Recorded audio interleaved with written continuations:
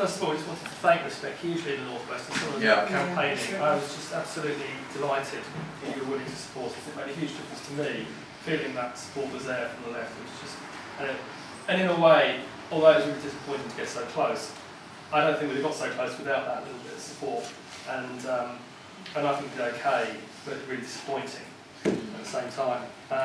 And actually, after the election, I was mainly campaigning in Fleetwood, where we had virtually no members. It was a very strong BNP supporting area, and it was quite hard going. And we put out the leaflets about anti-BNP leaflets, and we wrote to the press every week, and they would not put a story in because mainly their editorial line is a Labour line, and they didn't want to give anybody else any space. But after the BNP got elected and the BNP person was elected to Fleetwood Town Council, they've given us space every single week since then in the paper, and they're feeling really apologetic. We've had seven stories in 7 weeks on all sorts of issues. Having no members, we've now got nearly 40 people who are either members or actually coming to events. So, and that's been on the back of actually saying the BNP were a threat. So although people didn't get involved beforehand, they've got involved since. So that's quite interesting. So I agree with the thing about the Greens being doping. I mean, I just think that there's just this incredible. We could get our act together with this incredible support base. I saw it at a UAF meeting the other week. There was 100 people there in Lancaster. Most of those people were completely politically non-aligned, disenchanted ex-Labour people on the whole, just looking for somewhere to go that could really carry their voice. And I just don't think in Lancaster, where we have every opportunity to do incredibly well, we just don't realise how much opportunity we have to really push that forward. And thirdly, I used to go to the 80-20 group in Preston, which met for years, and it used to have representatives from all the different left groups, the Greens, animal rights groups. It didn't have a political agenda, it was an information share each month. In a way, it led to Michael Lavalette getting elected and getting the support base in Preston. And I think, in every town we should be trying to do that, just as a place where people can come together, share their stories, know each other as people. And then I think the support and the relationships start working. And I think we should really be looking to do that open space thing in every town. 80-20. Yeah, basically it's 80% of things you agree on. Yeah, 20% we disagree, we accept it's 20% we disagree. Don't fight over it. Thanks, Bruce. We've got Tamsin, the last speaker, and then we'll have a few minutes then for the speakers to come back in. It's just 2 good points. 5 years. So we're at the moment in the shock period, whereby the BNP have been elected. They beat the Greens by 0.3%. If we're honest, UKIP actually were even nearer, weren't they? At 1.5 point, what was it? Yeah, oh, I can't remember how many So percent. UKIP were actually nearer, so we were talking about the kind of the cultural sort of, or pop culture almost, right wing.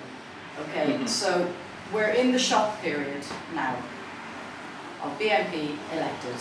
5 years though, we have to go to the next sort of MEP, sort of the Euro elections. And in all those, we've got the threat, as you were talking about, of the BNP using that current money to get strong on councils. So, like you were saying, Steve, we've got to get to grassroots, we've got to get our act together. And the support that we received from the general left, in terms of getting out there and having the visibility and the profile so that people don't have this idea that it's just them in their house on their own in this kind of individualistic sort of society of the Thatcher era, etc., that we're still kind of, well, I mean, that's what Labour kind of pretty much took the baton up and made sure it occurred. The next thing is the BNP and how they consider us the threat.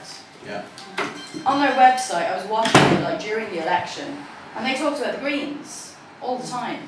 Oh, the Greens are the threat, the Greens are the threat. Oh, we really thought we were listening, we were all sitting around the table, and oh God, the Greens were going to get it, the Greens were going to get it.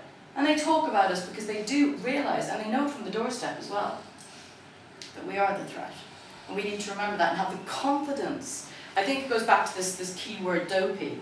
I've been in the Greens for, I think, 20 years now, and I joined, obviously, as a pretty young person.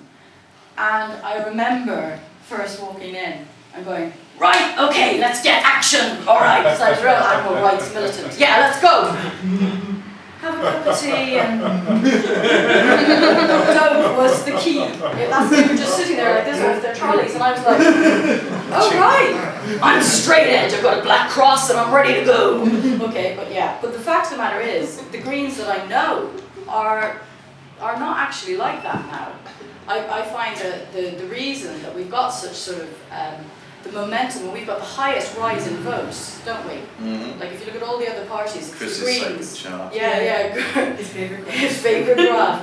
Where the Greens are just shot up. Now the more support that we get and the more support that we can encourage, in its personability, it's knowing people.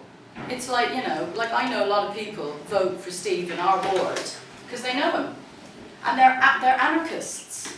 You know what I mean? They don't vote. They don't agree with the whole system, but the point is they're anarchists and they're voting for Steve because they know Steve is at the meetings. They know Steve is doing the work on the ground. They know that he goes into the estates that they don't even know exist in the ward.